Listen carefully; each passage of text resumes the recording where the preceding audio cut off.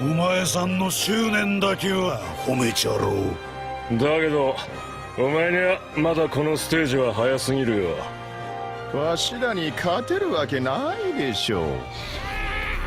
こんなものカイドまんままんまあれはお前らには倒せやしねえし。じゃあ皇帝まだおめえには早いだろ。じゃあキングコングか。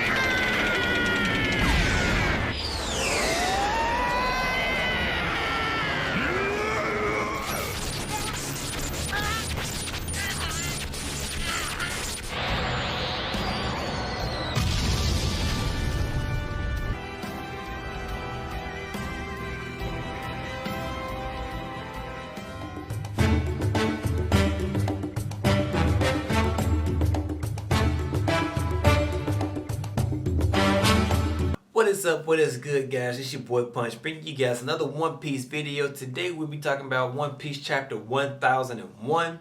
If you haven't read it, go read it. Come back to this video. Let's begin.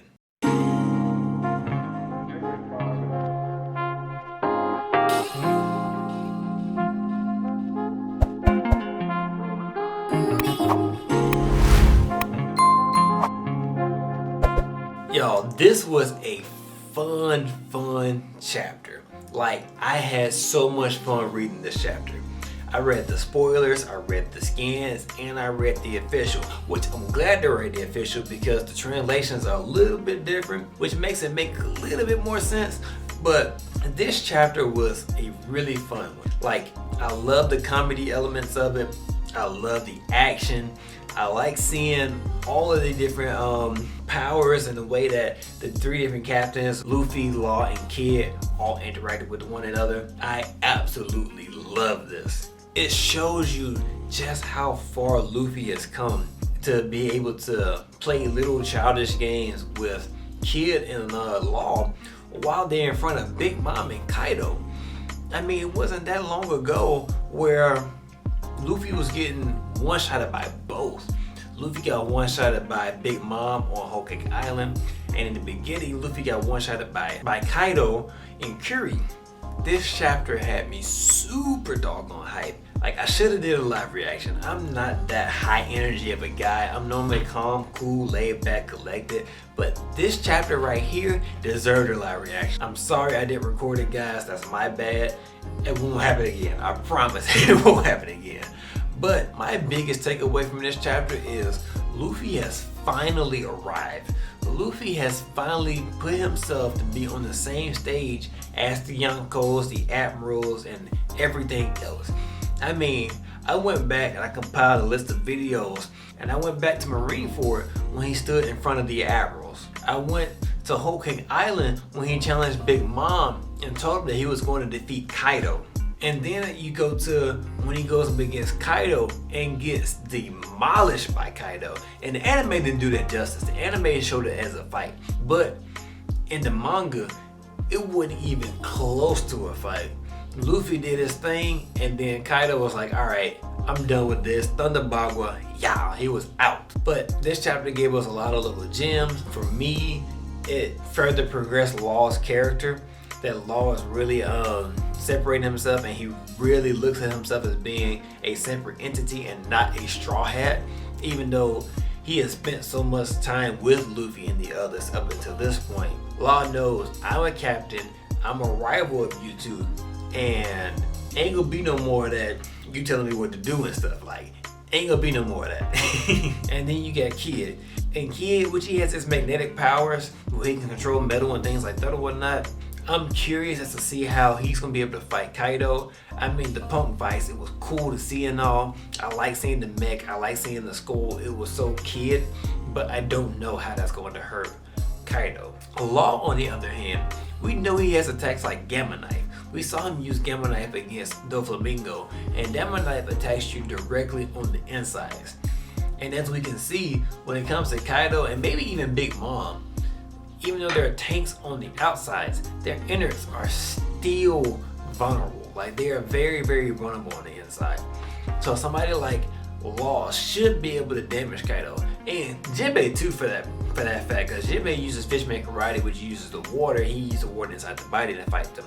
But that's for another time and another story. Let's keep going. The other thing that really stood out to me about this chapter was Kaido really accepting Luffy.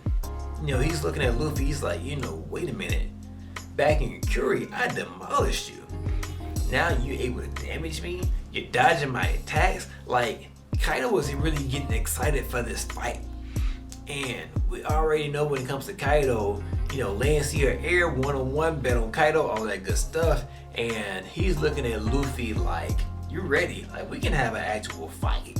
A fight. Like, that's exciting. I really got a lot of enjoyment for this, because you can really tell that both Big Mom and Kaido gained a level of respect for the supernova. Luffy mainly, but the supernova as a whole. I mean, they call them, I'm gonna say they, Kaido called them little monsters. They are monsters in their own right. Like, Kaido knows that this next generation is going to be a generation that's going to take their place sooner or later. He even regrets having to kill them, because you know what Kaido, he wants to create this big, huge war, this memorable war, and he doesn't want to kill them. He wants to recruit strong people. Same way with Big Mom, so to speak. Big Mom really wants to recruit strong people as well. But this chapter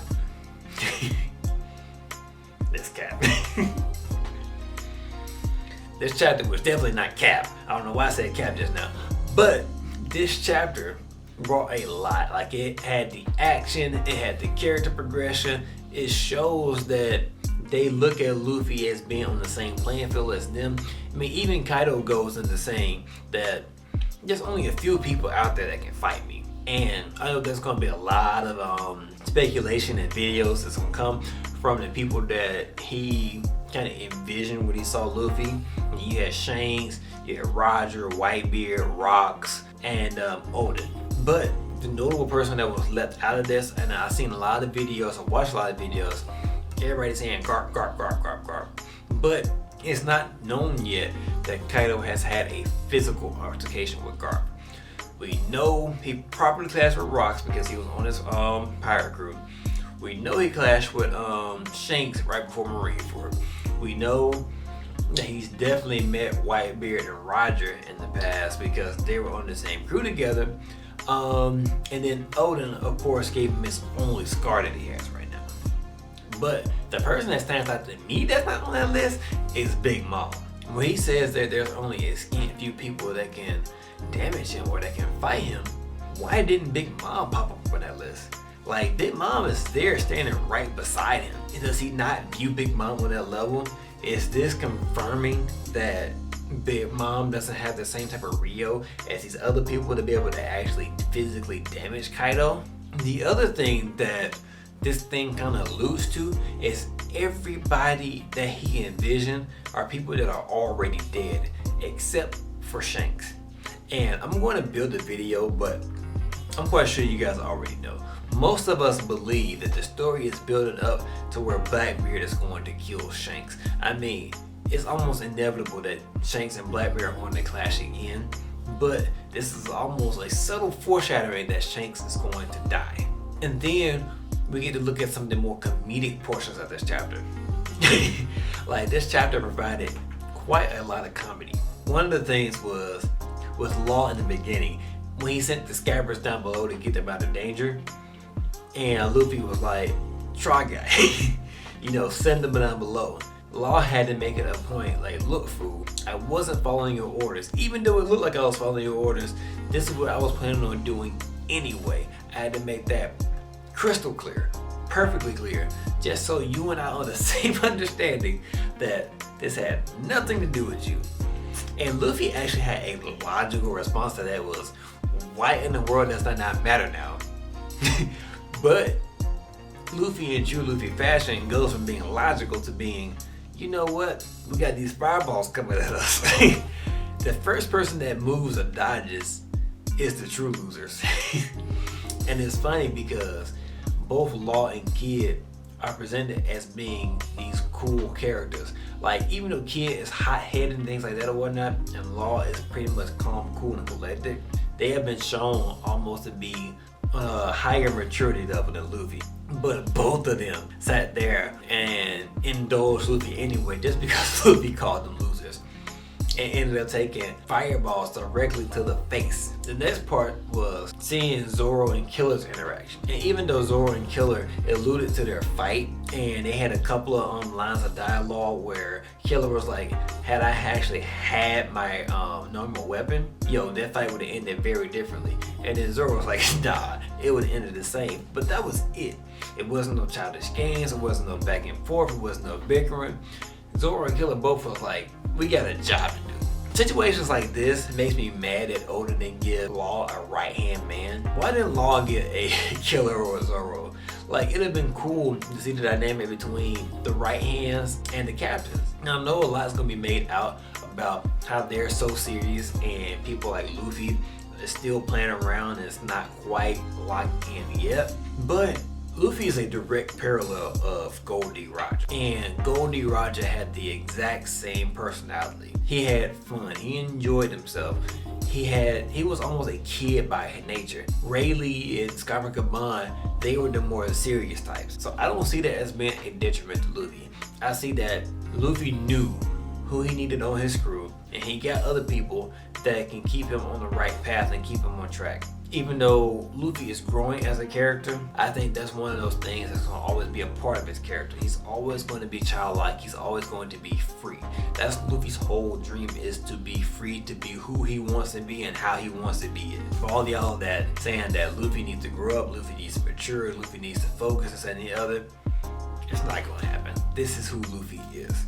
It was cool seeing Zoro and Killer attack Kaido together. We know that Zoro still isn't quite used to using Emma, because you can just tell he's scared to release Emma's full power, because if he really releases Emma's full power, he may be able to damage Kaido, but it may have some adverse side effects to him himself. So he's taking it easy, he's feeling his way out, he's still trying to get acquainted to Emma and using Emma's power and what would be the best way of doing that. Other than that, I mean, this chapter, to me, this chapter was a 10 out of 10. This chapter was way better than 999, way better than 1000, and I actually like 1000. I didn't like 99. I didn't like 999 so much, just because 999 for me, it felt like it was a lot of recap. It was rehashing a lot of stuff we already knew. I loved 1000 for what it was. It was nice to finally see Luffy land a damaging hit against Kaido. But this one right here, these are the chapters that I love to see. These are chapters I love to read. The comedy, the action, the overall story progression in it, and just seeing how Big Mom and Kaido, the fact that they said that, whoever wins this, it's gonna be one step closer to becoming the Pirate King. That's a very stark difference from before, where they were literally trampling his dreams of becoming Pirate King. They were saying there was no way you can win, all this other bull crap, and now they're saying whoever wins. Almost like they give Luffy and the rest of the supernova an equal footing with them, and I love it. I love it, I love it, I love it. It's time, it's been time. Now we get to see them go off against some of the biggest crews in One Piece. But that's all I got for you guys today. Thank you guys for tuning in. If you like this video, please leave a like below and comment. Let me know what you guys thought about this chapter. Let me know what you guys think is going to happen. How do you like the comedy aspects? How do you like the action aspects? And let me know in the conversations, when do you guys think Act 3 is going to end? Like, I thought Act 3 was going to end a while ago, and Act 3 is literally still going on. But other than that, like, comment, subscribe. Thank you guys for tuning in, and I'll talk to you later. Have an awesome day. Bye-bye.